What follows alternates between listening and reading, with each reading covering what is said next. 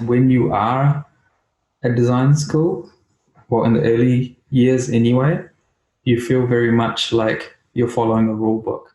And then something happens as you progress through the years and you realize there is actually no rule book, and you can break all the rules. You can do whatever you want. Um, you know, um, you can completely flip the brief if you want to. If you can justify it, you can flip the brief. You can, like you were, telling me, Hans, take the position of, well, how would an alien approach this project, or how do you perceive a project a certain way, or um, yeah. So when you realize that there's no rule book, and then when you actually leave university, then you realize there is a very different rule book to the real world.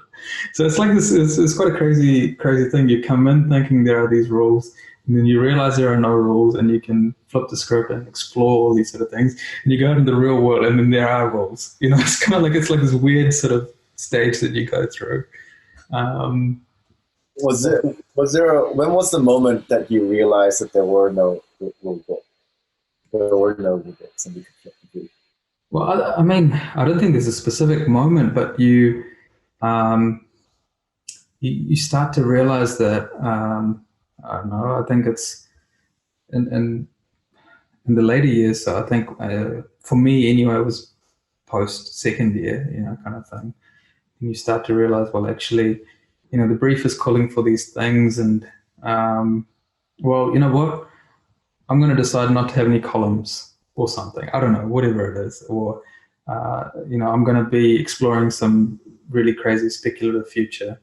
And the rule essentially became that if you can structure your argument and rationalize it in a certain way, then that's more important than your project being defined by gravity or defined by whatever it is. Your project is in a very different paradigm. It's operating in a speculative paradigm, which essentially you are constructing the rules of the speculative paradigm. So as long as you've made your paradigm very clear, what are the rules of this paradigm, you can build whatever you want within it.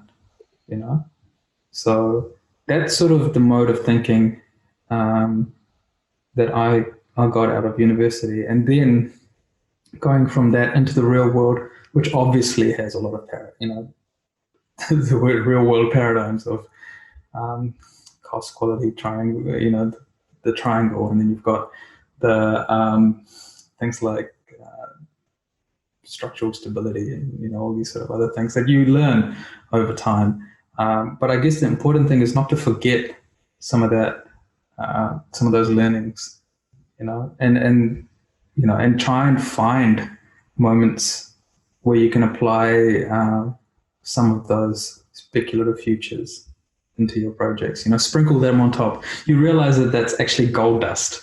Like, make sure you get enough of this gold dust while you're at university. This sort of thinking, and make sure you, even now, like, hanging out with you guys on a daily basis, and just even being able to riff all this stuff. For me, that's gold. And when I get the real projects or the real world projects where you have to deliver on all sorts of experimental things, tangible things, you find this gold dust and you just sprinkle a little bit of it on top, just to give it that little bit of shine. Yeah. That's super interesting. You're totally right, I think, and it's also interesting that at the high level of any creative discipline, it's that. It's the gold dust part, your ability to find and apply the right amount of gold dust that is the sought after skill, right? If you can prove over a track record that that's what you can do, I think that aligns with you being a very valuable, talent in that community. But the places that you can actually do that, show that ability of yours, is at uni. It's like the biggest, like, at uni, because you're able to, you're able to do that. As Chris said, without, you know, constraints or this rule book.